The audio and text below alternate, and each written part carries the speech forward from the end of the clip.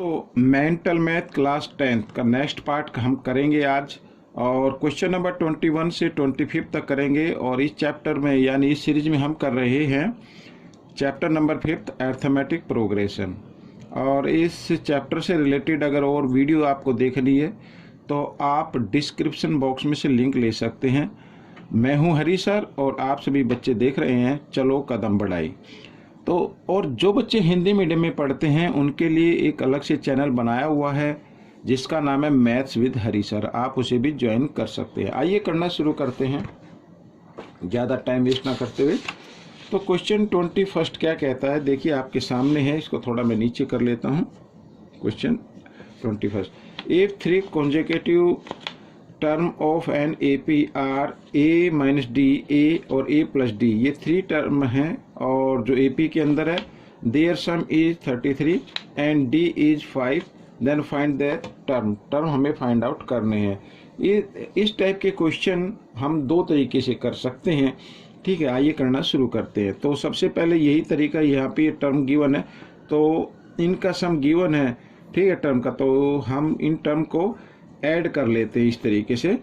ये मैंने third term लिख दिया, ठीक है। और तीनों को अगर हम ऐड करते हैं तो सम आता है 33 इस तरीके से, ठीक है। ये 33 आ गया। तो अब देखो माइनस टी और प्लस डी ये तो कैंसिल हो गए, 1a और 1a होता है 3a इक्वल 33, ठीक है। आप क्योंकि 3 जो है वो a के साथ मल्टीप्लाई के फॉर्म में, तो आप इधर से ही आप इसको डिवाइड कर सकते हैं। 3 1 जा 3 और 3 1 जा 3, 3 1 जा 3, तो a की वैल्यू बच्चों यहाँ पर आ रही है 11, ठीक है। a, अब देखो a क्या है, ये मान लीजिए फर्स्ट टर्म है, तो ये सेकंड टर्म आ गया आपका। तो फर्स्ट टर्म क्या होगा, a लिखा है ना a, तो a की जगह a की वैल्यू को लिखना है और माइनस डी की जगह डी की वैल्यू को लिखना है जो इसमें गिवन है, डी इज 5, ये लिख दिया। तो 11 में से 5 माइनस करेंगे 6, ठीक है। और ए की वैल्यू आ गई, यानी फर्स्ट टर्म आ गया, सेकंड टर्म आ गया, थर्ड टर्म और निकाल लेते हैं। तो ये रहा यहाँ पर, तो इसको मैं लिख लेता हूँ 3 और a प्लस डी, ए की वैल्यू है ये 11 प्लस डी की वैल्यू गिवन है 5, तो हो गया 16। और इसके जो टर्म होंगे वो क्या होंगे, 6 आएगा पहले, फिर 11 और फिर 16, इस तरीके से ये आपका आंसर बन गया। अब करेंगे क्वेश्चन नंबर 22, ये भी इजी है, कोई मुश्किल नहीं है। आइए करना शुरू करते हैं। If a b c are in A P, a b c जो ए पी के अंदर है, देन फाइंड द वैल्यू, और जो वैल्यू फाइंड आउट करने दे वो देखो ब्रैकेट 3 ब्रैकेट गिवन है और मल्टीप्लाई की फॉर्म में है, ठीक है। आइए करना शुरू करते हैं। तो बच्चों इस टाइप के क्वेश्चन के लिए मैं एक शॉर्ट ट्रिक बता रहा हूँ जो इजी भी है और आप उस तरीके से कर सकते हैं। यहाँ पर हम लेट कर लेते हैं, लेट 1 2 3, ये ए पी हो गया, ठीक है। और इसे फर्स्ट को ए मानो, बी और सी, इस तरीके से। आइए अब हम फर्स्ट ब्रैकेट लेते हैं, ए लिखा तो ए की जगह ए की वैल्यू को लिखना है, प्लस 2, बी लिखा है बी की जगह बी की वैल्यू को लिखना है, क्योंकि मल्टीप्लाई की फॉर्म में इसलिए मैंने लिख दिया ये इधर। और माइनस सी यहाँ पर लिख देंगे माइनस सी। सेकेंड ब्रैकेट 2 बी की जगह बी की वैल्यू प्लस सी की जगह सी की वैल्यू 3 है, और माइनस ए है 1, इस तरीके से। फिर थर्ड ब्रैकेट है सी और प्लस सी की जगह सी की वैल्यू को लिखना है, ठीक है। फिर प्लस ए की जगह ए की वैल्यू और माइनस, ठीक है, माइनस आ गया ये बी है बच्चों इधर, ठीक है। इसे 6 मत मानना, इसे बी मान लेना। तो बी है अपना क्या 2, इस तरीके से। अब देखो क्या करना है, 2 मल्टीप्लाई करनी है, पहले मल्टीप्लाई गिवन है तो उनको कीजिए। 2 2 जा 4, 4 और 1 कितना हो गया 5, ठीक है। 5 में से 3 माइनस करेंगे, कितना आ जाएगा 2 आ जाएगा, इनटू का साइन लगाना है। अब 2 2 जा 4, 4 प्लस 3 7, 7 में से 1 माइनस किया 6, इनटू का साइन। 3 और 1 4, 4 में से 2 माइनस करेंगे 2 आ गया, ठीक है, इस तरीके से। तो 6 2 जा 12, 12 2 जा 24, 24 आ गया, ठीक है, हमें वैल्यू फाइंड आउट करनी है। एक तो ये आंसर अगर आपका इस तरीके से 24 आंसर दिए है तो इस तरीके से लिख सकते हैं, अदरवाइज अब हम देखते हैं यहाँ पर जो टर्म गिवन थे हमने लिए हैं 1 2 3, ये टर्म मैंने लिया है। अगर मैं इनको मल्टीप्लाई करता हूँ 3 2 जा 6, 6 1 जा 6, ठीक है 6 हो गया। तो इसका मतलब ये होगा अगर मैं इसको 4 इंटू 6 लिख दूँ, ठीक है, तो भी 24 होगा, या 4 इंटू और 1 2 3 क्या है बच्चों, 1 2 3 ABC है, तो यहाँ पर मैं लिख लेता हूँ ABC, यानी कि 4ABC, ये आपका आंसर आ गया। तो इस तरीके से आपको ये करना है। एक बार समझ में ना आए तो इसको बार बार देखिए, और जब आप दूसरों को बताएंगे तो अच्छे से समझ में आ जाएगा। आइए करते हैं क्वेश्चन नंबर 23।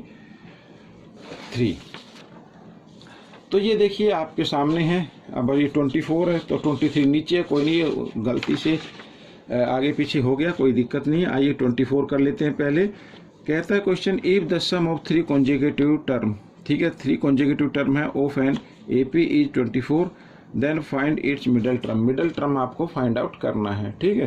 तो सम ऑफ 3 कॉन्जिक्यूटिव टर्म का अगर हमें सम फाइंड आउट करना हो तो फॉर्मूला होता है बच्चों A माइनस D, इस तरीके से, और ये प्लस A, पेन बार बार बंद हो रहा है, A और A प्लस D, इस तरीके से ये एक फॉर्मूला होता है, इससे भी आप कर सकते हैं। और ये इनका सम गिवन है 24, 3 पूछा है तो 3 हमने ले लिया, फर्स्ट सेकंड और थर्ड, ठीक है इस तरीके से। और हमें मिडल टर्म बताना है, यानी ये मिडल टर्म हमें बताना है, यही तो है ना बीच में। आइए करना शुरू करते हैं। तो इस D से ये D कैंसिल हो गया, क्योंकि माइनस प्लस 1 2 3, 3A हो गया, 3A इक्वल 24, क्योंकि A के साथ 3 मल्टीप्लाई की फॉर्म में, तो डिवाइड कर दीजिए, 3 1 जा 3, 3 8 जा 24, A इक्वल आ गया बच्चों 8। तो आपका मिडल टर्म आ गया बच्चों, मिडल टर्म, ठीक है, मिडल टर्म की वैल्यू आ गई 8। आप इसको दूसरे तरीके से भी कर सकते हो, वो भी मैं बता देता हूँ। देखो 3 कॉन्जिक्यूटिव टर्म है, 3 टर्म है ना, तो सम वाला फॉर्मूला आप लगाएं, 3/2 और bracket 2A plus n minus 1 होता है, n माइनस 1 होता है, और n क्या है 3 है, तो 3 माइनस 1, और फिर आता है D, इस तरीके से। और इससे क्या निकलता है, इस फॉर्मूले से सम निकलता है, लेकिन सम तो गिवन है 24, ऐसे लिख लेंगे, ठीक है। अब देखो ये 3 और 2 इधर मल्टीप्लाई की फॉर्म में ब्रैकेट के साथ मैं इधर ले आता हूँ, तो यहाँ पर रहेगा 2A और प्लस 3 में से 1 माइनस करेंगे 2D और इक्वल 24, और 2 इधर मल्टीप्लाई की फॉर्म में आ जाएगा, और 3 डिवाइड की फॉर्म में आ जाएगा। जब ये देखो इस तरीके से ये डिवाइड की फॉर्म में 2 तो इधर आकर मल्टीप्लाई में, और 3 मल्टीप्लाई में तो डिवाइड में, ठीक है, ऐसे भी कर सकते हैं। या फिर आप एक काम और कर सकते हैं, 2A और इधर 2D बचा, ठीक है, इसमें से 2 कॉमन निकाल कर इधर आ जाएगा, 2 से 2 कैंसिल कर दीजिए, उस तरीके से भी हो सकता है। तो इधर अब 2 जैसे इसमें से हम कॉमन ले लेते हैं, ये 2 कॉमन हो गया, तो A प्लस D बच गया अपना, और 24 इंटू 2/3, 3 से डिवाइड कर दिए, 3 8 जा 24, और 2 से 2 कैंसिल हो गया, तो आ गया ना A प्लस D आ गया आपका 8। और A प्लस D क्या होता है बच्चों, ये सेकंड टर्म होता है, ठीक है। फर्स्ट टर्म को हम शो करते हैं A से, और second term A plus D, और third term A plus 2D, इस तरीके से होता है। तो आपके ऊपर है, आप इस तरीके से कीजिए या इस तरीके से, दोनों ही तरीके अच्छे हैं और इजी है, जो आपको इजी लगे वो कर लीजिए, ठीक है। आइए करते हैं क्वेश्चन नंबर 23। तो क्वेश्चन नंबर 23 क्या कहता है, if the side of right triangle are in AP, ठीक है, ये मैं बना लेता हूँ, ये AP में है, यानी जिनके बीच का डिफरेंस सेम आए, ठीक है। Then find the ratio of its side, तो साइड का रेशो फाइंड आउट करना है। आपको सिर्फ एक चीज़ याद रखनी है, वो ये है कि जो भी राइट एंगल ट्रायंगल होता है और उसका अगर रेशो पूछा है और डिफरेंस तो इक्वल होगा ही होगा, क्योंकि ये AP में है, तो वो होगा बच्चों, ये तो होगी सबसे जो बिगेस्ट साइड होती है वो 5, और इनमें से आप कोई भी एक ले सकते हैं, ये 3 लेंगे तो ये 4 ले लो, या ये 3 लो तो ये 4 ले लो, तो ये रेशो हो जाएगा बच्चों 3:4:5, ठीक है, यही आएगा। ठीक है। आइए करते हैं क्वेश्चन नंबर 25। और मैं एक बार फिर बता दूं, जो राइट एंगल ट्रायंगल होती हैं, ठीक है, तो उसका लोएस्ट साइड यही होती है 3, 4, 5, इससे कम कोई साइड होगी नहीं। इससे ग्रेटर तो हो सकती हैं लेकिन लोएस्ट होती है। और लोएस्ट क्या होता है, रेशो होता है, ठीक है। लोएस्ट अगर मान लीजिए जैसे मैं ये बताता हूँ, यहाँ पर लिख दिया 15/21, ठीक है। अगर मैं इसको रेशो में कन्वर्ट करूँ तो इसके हम लोएस्ट फ्रैक्शन हम इसका फाइंड आउट करेंगे, लोएस्ट टर्म हम फाइंड आउट करेंगे। तो देख रहे हैं हम इधर 3 से डिवाइड हो रहा है, 3 5 जा और 3 7 जा, तो 5:7, ठीक है। इसका ये लोएस्ट फॉर्म हो गई, तो लोएस्ट फॉर्म को ही रेशो बोलते हैं। आइए करते हैं question number 20। If sum of 5 consecutive term of an AP is 115, then find its third term हमें फाइंड आउट करना है। अब जैसे मैंने ये क्वेश्चन नंबर 24 किया था, इसी तरीके से मैं इसको करूंगा, ठीक है, ताकि थोड़ा टाइम कम लगे।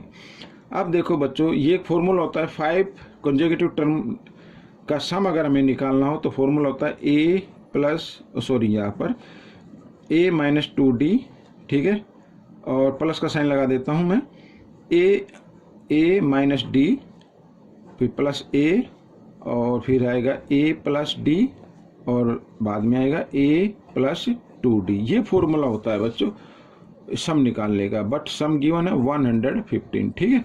अब 2d ये प्लस है और ये माइनस है, -d और +d हो गया कैंसिल। 1 2 3 4 5a आ गया बच्चों, ठीक है। आप क्योंकि a के साथ 5 मल्टीप्लाई की फॉर्म में आप डिवाइड कर दीजिए, 5 1 जा 5, 5 2 जा 10 और 5 3 जा कितना आ गया 15 होता है, तो 23 आ गया। तो a की वैल्यू आ गई बच्चों 23, ठीक है। अब a देखना कौन सा टर्म है, then find its third term. ये फर्स्ट टर्म, सेकंड टर्म और ये थर्ड टर्म, तो थर्ड टर्म आपका आ गया 23 is the answer of this question. तो बच्चों ये वीडियो कंप्लीट हो गई है। आपको ये वीडियो कैसी लगी मुझे जरूर बताएं, इसमें से सीखकर दूसरे बच्चों को जरूर सिखाना। मिलेंगे नेक्स्ट पार्ट में। Till then keep watching this video and channel. Thank you.